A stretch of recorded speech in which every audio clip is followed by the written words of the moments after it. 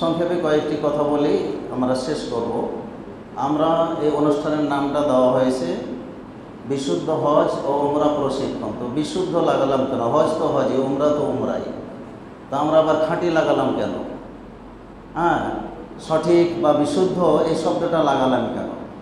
হজে তো আমরা যাই, আমাদের বাংলাদেশের প্রত্যেকটা জিনিসের মধ্যে কি আছে? ভেজাল আছে। ডালে ভেজাল, তেলে ভেজাল, আলুতে ভেজাল, ডিমে ভেজাল, ভেজালের কি আপনার শেষ নাই। তা আমাদের বাংলাদেশের মানুষের ইমানও ভেজাল, আমলও ভেজাল আছে। বুঝে আসছে না? আসে নাই? এই কারণেই এই শব্দটা আমাদেরকে লাগাতে হয়। আমরা নিজেদেরকে আহলে হাদিস বলি, বিশুদ্ধ হাদিসের উপর আমলকারী বলি। এটা কেন বলি? যে আমাদের ইমান আমলে ভেজাল আছে। তাহলে ভেজাল মুক্ত জিনিস যেরকম আমরা কামনা করি, দুনিয়াবি জিনিস, তো এটা হলো আমাদের পরকালীন, ইবাদতটা হচ্ছে আমাদের পরকালীন বিষয়, এটাও আমাদের ভেজাল মুক্ত কি আপনার হতে হবে। তাই তো আল্লাহ রাব্বুল আলামিন আমাদের নবী মুহাম্মদুর রাসূলুল্লাহ সাল্লাল্লাহু আলাইহি ওয়াসাল্লামকে লক্ষ্য করে বলেছে যে ওয়াযাক্কির ফাইন্নায যিকরা তানফাউল মুমিনিন, যে হে নবী তুমি মানুষকে উপদেশ দাও, কেননা উপদেশ যারা মুমিন এদের কল্যাণে আসবে, উপকারে আসবে। তো আলহামদুলিল্লাহ আমাদের শাইখ শুরুই করেছিলেন একটা হাদিস দিয়ে, ওই হাদিসটাকে কেন্দ্র করে সংক্ষেপ কয়েকটা কথা বলতে চাচ্ছি। উনি বলেছেন মান হাজ্জা লিল্লাহ ফালাম ইয়ারফুক ওয়ালাম ইয়াফসুক রাজাআ কায়ামিন ওয়ালাদাতু উম্মুহু, যে আল্লাহকে রাজি খুশি করার জন্য হজ করবে এবং হজে গিয়ে আপনার কি অশ্লীল বেহায়াপনা কথাবার্তা বলবে না, কোনো পাপের কাজ করবে না, তো সে প্রত্যাবর্তন করবে সদ্য ভূমিষ্ঠ শিশুর নাই, নিষ্পাপ হয়ে। হজ এমন একটা ইবাদত যেখানে গেলে আপনার ঝগড়া হবে, যেখানে গেলে কি হবে?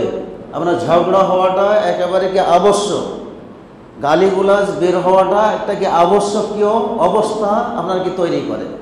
যেখানে যাবেন সেখানে কি ঝগড়ার একটা অবস্থা তৈরি হবে। আপনি যে মুআল্লিমের সাথে যাবেন, ওই মুআল্লিমের খাওয়া দাওয়া নিয়ে কি আপনার অবস্থা খারাপ অবস্থা তৈরি হতে পারে, তখন আপনি দিয়ে দিলেন গালি। একেবারে কি ঢাকার মানুষ ঢাকাই আমার সাথে কি গালি দিয়ে দিলেন, তাহলে গালি বের হবে। আপনি তোয়াফ করতে যাবেন, আপনার পিছন থেকে দিয়ে দিলে এক ধাক্কা, আপনার মুখ থেকে গালি বের হবে। আপনি আপনার আরাফায় যাবেন, আপনার বাসের ড্রাইভার আপনার সাথে কি করবে? খারাপ ব্যবহার করবে, সেখানেও কি আপনার মনে কি হবে? একটা রাগ সঞ্চার হবে। তো প্রত্যেকটা জায়গাতে আপনাকে কন্ট্রোল করা, এটা কি একটা ইমানি দায়িত্ব, আপনাকে কন্ট্রোল করতে হবে। যেখানেই যাবেন সেখানেই সমস্যা, সমস্যা আর সমস্যা। এই কারণে আল্লাহ রাব্বুল আলামিন যে হজের আয়াত পেশ করেছে যে আল হাজ্জু আশহুরুম মা'লুমাত ফামান ফারাদা ফীহিন্নাল হাজ্জা ফালা রাফাসা ওয়ালা ফুসুকা ওয়ালা জিদালা ফিল হজ, যে যারাই ফরজ হজ আদায় করার জন্য আপনার নির্দিষ্ট মাসে যাবে, আল্লাহ রাব্বুল আলামিন তিনটা শব্দ বলেছেন। কি বলেছেন? যে কি? যে আসলে ফামান হাজ্জা ফালা রাফাসা ওয়ালা ফুসুক, কোন পাপের কাজ করা যাবে না, কোনো অশ্লীল কথাবার্তা মুখ দিয়ে বলা বা বের করা কি আপনার যাবে না, আর কোনো ঝগড়াও করা কি আপনার যাবে না। ঝগড়া তৈরি হবে, এরকম কথাবার্তা বের হওয়ার অবস্থা তৈরি হবে, ওই অবস্থায় নিজকে কন্ট্রোল করতেই হবে। কিন্তু দেখবেন যে হজে গিয়ে কি যে গালাগালি হয়, খেতে গিয়ে গালাগালি, তওয়াফ করতে গিয়ে গালাগালি, পাথর মারতে গিয়ে কি আপনার গালাগালি। তাহলে এখানে বুঝতে হবে যে সবার হজ কিন্তু আপনার কি হবে না, আপনার হজ্জে মাবরুর হবে না, কবুলযোগ্য হবে না। তাহলে কবুলযোগ্য হজের জন্য অবশ্যই এই বিষয়গুলো এড়িয়ে যাবেন। রাগ হয়েছে, প্রচণ্ড রাগ, একটু কন্ট্রোল করুন, নিজেকে কি করেন? কন্ট্রোল করেন। মুখ দিয়ে খারাপ কথা কি বের করবেন না। আমাকে মনে রাখতে হবে যে আমি হজে এসেছি, এটা কষ্টের জায়গা, কষ্ট হবে। কষ্ট না হলে আল্লাহ রাব্বুল আলামিন তো প্রতি বছরই ফরজ করতেন, তাই না? এটা আপনার জীবনে একবার ফরজ।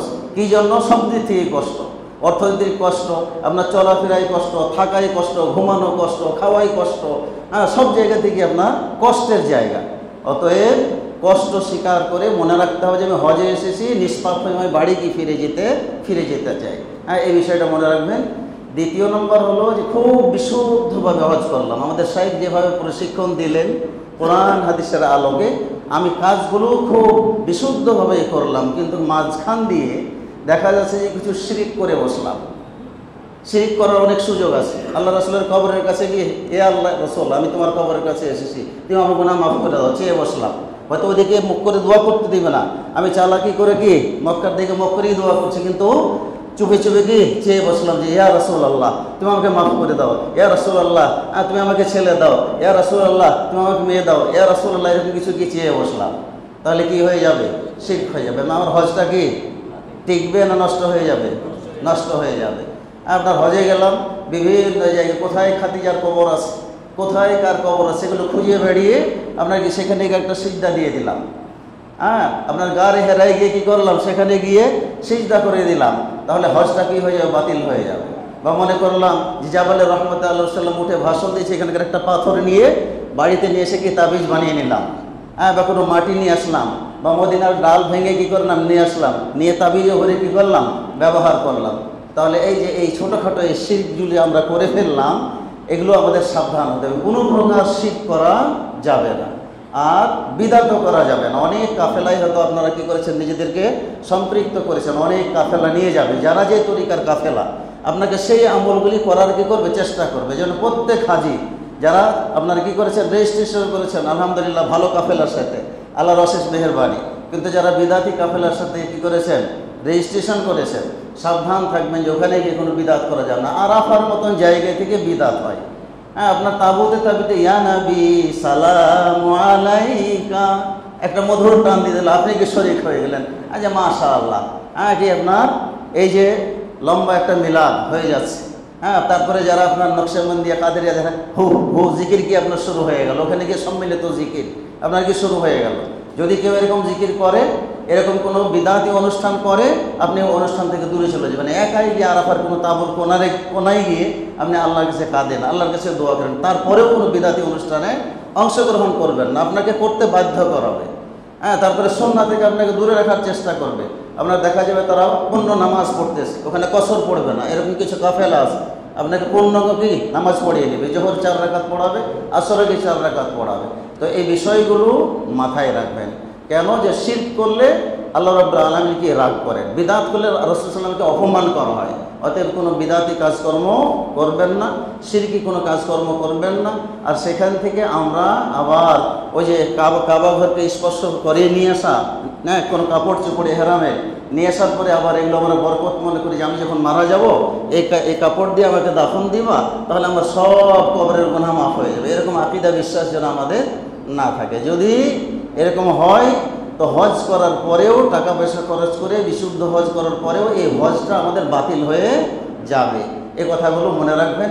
তো যাই হোক, পরিশেষে এই যে ধৈর্য ধরে আপনারা আলহামদুলিল্লাহ এতক্ষণ পর্যন্ত আপনার কি সুন্দরভাবে হজের প্রশিক্ষণ আপনারা নিলেন, শুনলেন, তো আল্লাহর কাছে দোয়া করি আল্লাহ রাব্বুল আলামিন যেন যারা যাবেন আপনাদেরকে সুন্দরভাবে আল্লাহ রাব্বুল আলামিন সুস্থতার সাথে যেন নিয়ে যান, আবার সুস্থতার সাথে ফিরিয়ে নিয়ে আসেন, এবং হজের কাজগুলো যেন আল্লাহ রাব্বুল আলামিন সুষ্ঠুভাবে করে আপনারা ফিরে আসতে পারেন, এই দোয়া করছি।